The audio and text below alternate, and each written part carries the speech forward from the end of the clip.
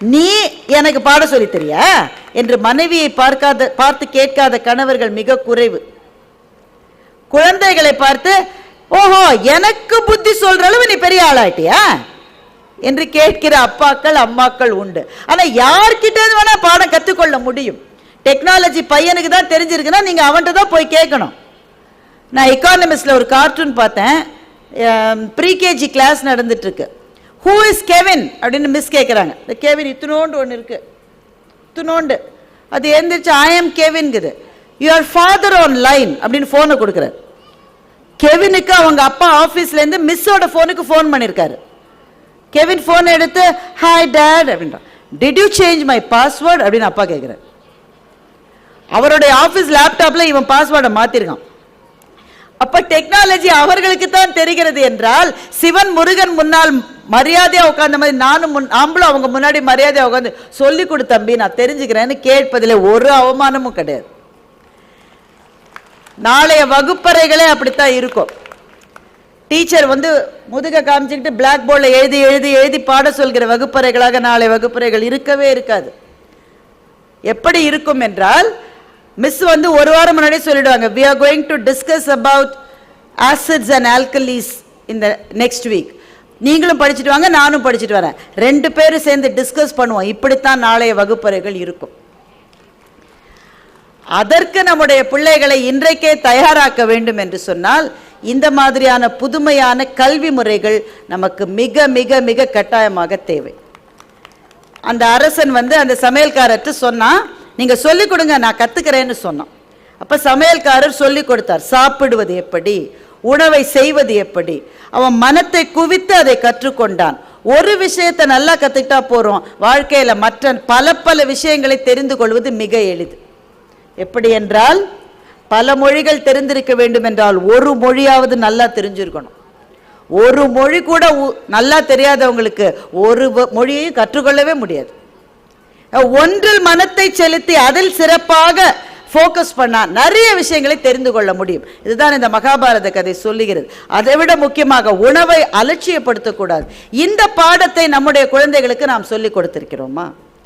அதற்கு அடிப்படையாக உணவை கொடுக்கிற விவசாயி வணங்கப்பட வேண்டியவர் என்பதை சொல்லிக் கொடுத்திருக்கிறோமா என்றால் நீங்க when you teach farming to them அவனே அதை தெரிஞ்சுப்பான். அதனால இது மிக மிக மிக நல்ல முயற்சி.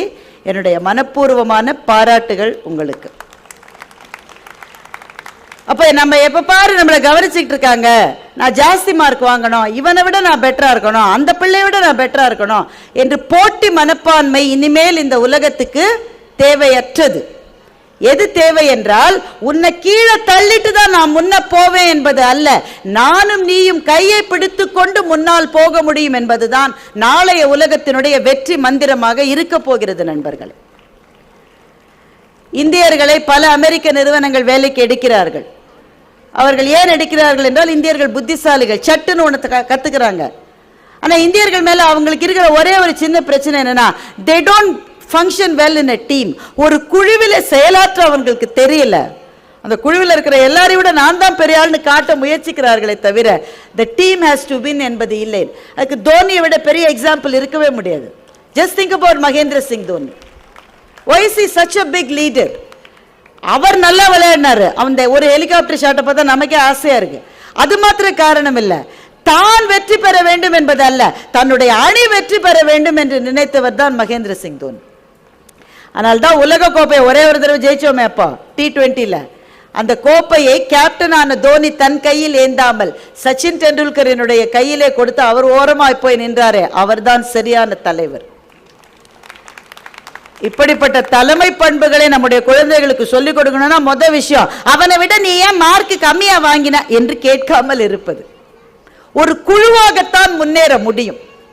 அதை இந்த பள்ளி சொல்லிக் கொடுக்கிறது. இந்த மாதிரியான கல்வி முறைகள் உங்கள் குழந்தைகள் அதில் இருக்கிற போது பயப்படாதீர்கள். ஏனென்றால் நான் சொன்னது போல நீங்க முன்னாடி போறீங்க, நாளைய சமூகமே உங்கள் பின்னால் தான் வரப்போகிறது. இதுதான் நாளைய கல்வி முறையாக இருக்க போகிறது. நீங்க முன்னாடியே வந்துட்டீங்க, அதனால ரொம்ப நீங்க மகிழ்ச்சி அடையலாம். இந்த கல்வி முறையை பெற்றோர்கள் தெரிந்து கொள்வதை விட ஆசிரியர்கள் தெரிந்து கொள்வது இன்னும் கடினமானது. என்னதான் அவர்கள் மனசுல ஆசிரியர்னா யாரு, 2 அடி வச்சிருவோம் கொன்று உட்காரு என்று சொல்லி பழக்கப்பட்ட தலைமுறை அது. ஆனால் பிள்ளைகள் ஒவ்வொருவருக்கும் ஒரு சுயம் இருக்கிறது. அவர்களை அன்பினால் தான் அவர்களை வெளியே கொண்டு வர முடியுமே தவிர கண்டிப்பினால் அல்ல என்று தெரிந்து கொண்டு பணியாற்றுகிற ஆசிரியர்களுக்கும் என்னுடைய மனப்பூர்வமான வாழ்த்துக்கள். ஆசிரியர்களை பற்றி ஒரு சின்ன கவிதை. தீபத்தை வணங்கினர் மக்கள், தீக்குச்சியை வணங்கினான் பித்தன். தீபம் இருக்க தீக்குச்சியை ஏன் வணங்குகிறாய் என்று பித்தனிடம் கேட்டேன்.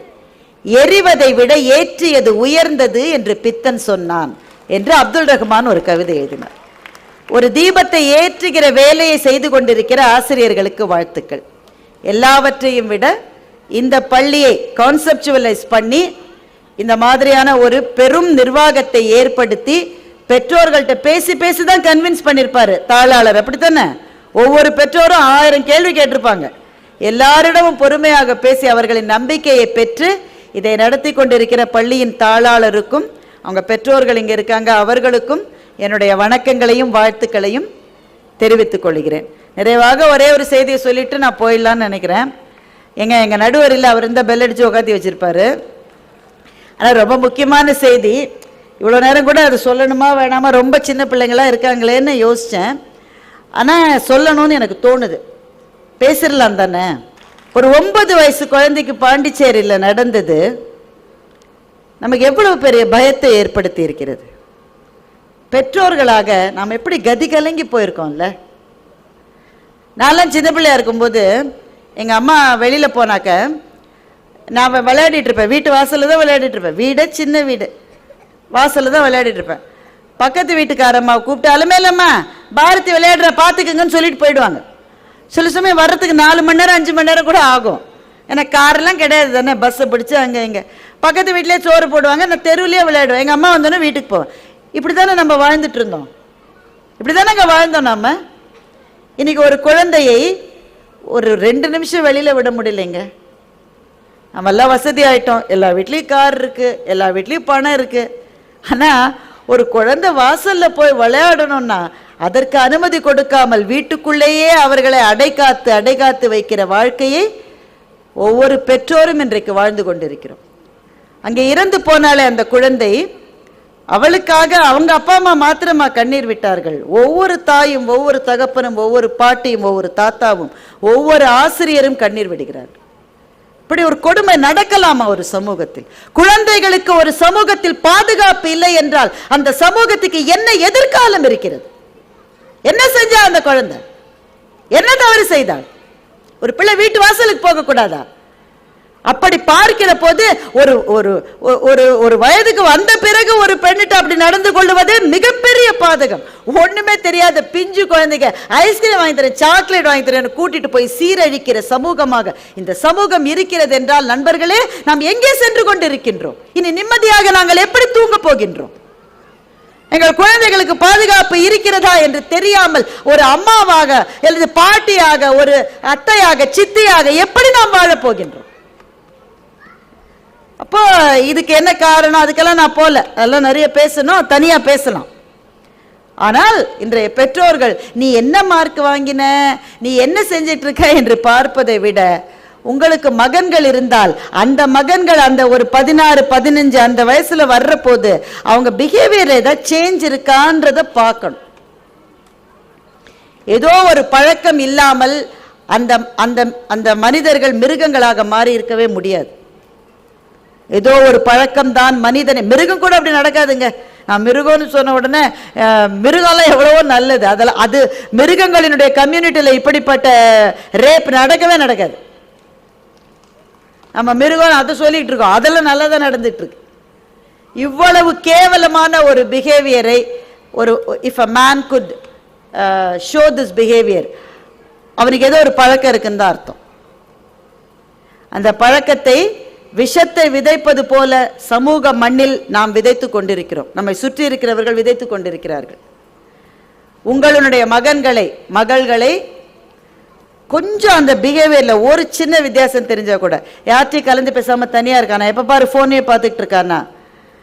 ஏன்னா இந்த பழக்கம்லாம் வந்தா ஸ்மெல்லு கூட அடிக்காதீங்க. முன்னாடிலாம் அந்த 11th 12th படிக்கும் போது பசங்க தம் அடிப்பாங்க, வீட்டுக்கு வந்தோன்னு அப்பா கண்டுபிடிச்சிருவாரு, ஸ்மெல்லாவது வரும். இந்த பழக்கத்தில் அது கூட கிடையாது, கண்டே பிடிக்க முடியாது.